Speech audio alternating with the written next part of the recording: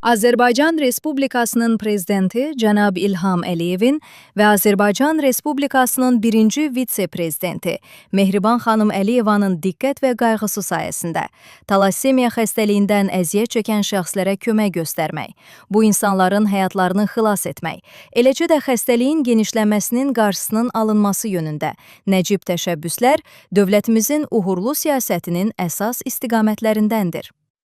Cəlilabad rayon İcra Hakimiyyəti, Cəlilabad rayon Mərkəzi Xəstəxanası, Publik Hüquqi Şəxsin və Səhiyyə Nazirliyi, Respublika Qan Bankı Publik Hüquqi Şəxsin birgə təşkilatçılığı ilə 6 may 2026-cı il tarixdə saat 10:00-dan başlayaraq Cəlilabad rayonunda qanvermə aksiyası keçirilmişdir.